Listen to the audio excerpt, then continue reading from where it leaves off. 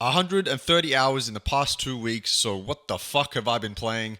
Well, let's just say I understand why it's called Cracktorio now. Factorio is a game in a genre that I never thought I'd actually enjoy, but it has been spectacular so far. This game is fucking dangerous though, like really problematic. Not for some moral or ethical reason, it's not controversial. No, this game warps time like no other experience I've ever had. 5 minutes go past, but the clock says it's been an hour. I don't know. Those precious hours you have after work or on the weekend will dissipate in an instant. Essentially, what you do is build a factory out of the resources that you get from the world with the ultimate goal of building a rocket so that you can escape the planet and beat the game. There are, however, infinitely scaling upgrades that mean you can stay locked into your own world for hundreds of hours, automating absolutely everything. It's incredibly intuitive, and most of the frustrations I or my friends have revolve around the more complex areas of the game or our own mistakes. The absolute best compliment I can personally give this game is that I was so convinced a game like this would never ever be for me. I just didn't see myself playing games like this at all.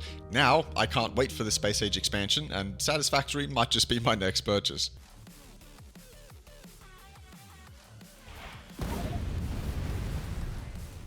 What?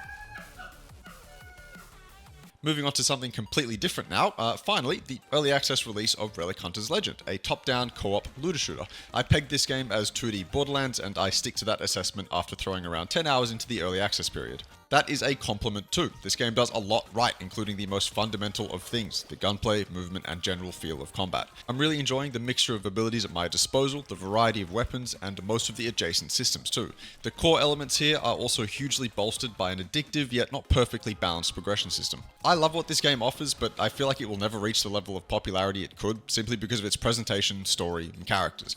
I do plan to do a longer video on this game, but the one thing hurting the experience for me right now is how slow progressing through the story is, not at all helped by the characters who have some of the most happy-go-lucky, non-offensive and cheesy dialogue. I understand what they're going for with both the story and the characters, and there is absolutely a market for these ideas to flourish, but there's also a major market of people looking for a more gritty and mature story and overall presentation. It will be hard to reach those players ever, as the story, art direction, and characters are generally the things that are set in place for the game's entire lifespan.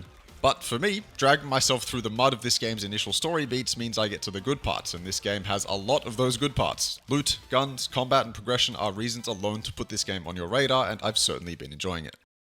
I have already covered God of Weapons and Heretic's Fork, but both are games I have enjoyed recently. An imperfect yet surprisingly fun mixture of inventory management and auto shooting makes God of Weapons one to just slightly consider, and a mixture of tower defense and deck building mechanics that I think hold up pretty well make Heretic's Fork one to consider for deck building fans for sure.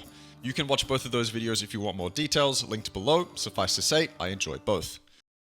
Adding another survivor-like to the ever-expanding list of ones I've enjoyed, we have yet another zombie survivors. I've talked about plenty of games in this genre before, and I always try to put emphasis on how important things like sound design, effects, visual clarity, and satisfaction are. Without those elements, a game in this genre will not feel as spectacular as it should. Luckily, this one gets a lot of them right. Ragdolling zombies, vibrant colors amidst the dull backdrop, satisfying animations and sound effects, it's great, and I love it when these things are given the proper care. So far, both in and out of run progression has been quite linear, like during the run I find myself going for either ability damage or weapon damage, and then out of run there's a couple linear progression systems, but none of that has deterred me so far. Maybe in the future it will, but it hasn't for now. But this game's in early access, so it's got plenty of time to grow, and yeah, I've been enjoying this one a lot. Moving on to Payday 3. I mean, it's been a shit show, but at the same time, it's been hammered into everyone so far that this game's combat, loud, and stealth gameplay feel great, but everything else is shit, and I agree. It feels like all the systems that aren't core to the gameplay are totally undercooked. It's so clear that a large majority of this game was rushed just to get it out, and the franchise deserves better. For the time I played it, I did enjoy it, but I think I'm going to put it back on the shelf until they change the progression system, which they've said they'll do, because if I pick it up now, I'll just feel like I'll be wasting my time, and that's not worth it. But I did enjoy the time I played. Okay, what else? Well, look, I played a bit of Trackmania, tried to beat some of my friends' times, played a bit of CS2, but that's an unfinished mess. I really wanted to play Party Animals, but there's no peer-to-peer or Australian servers. Starfield was too long ago to talk about in this video. Oh, that's right, I almost forgot to put Cyberpunk in here. I have thoroughly enjoyed my 150 hours of Cyberpunk. It's become better and better with each playthrough, and this time round, every system the game has to offer came together in perfect harmony. A solid amount of this game's dozens of mechanics have now been given the overhaul, rework, and ultimately respect that they deserve, and the Phantom Liberty expansion added a pretty cool new area with some fun events and mechanics, and a great story too. I'm indifferent about Idris Elba's performance. I feel like some of his delivery could have been way better, but Song So-mi's voice actor Minji Chang was fucking excellent and nailed the most important and hard-hitting moments so elegantly. Enjoyed is an understatement. Cyberpunk 2077 has launched itself to nearing the top of my favorite open world games ever made, and honestly, that's pretty crazy to say out loud. So, those are the games I've enjoyed recently. I'll try to make one of these every time I feel like I can fit a good amount of games into the video. Thanks for giving me the time of day. I appreciate it. Have a great day, and I'll see you later.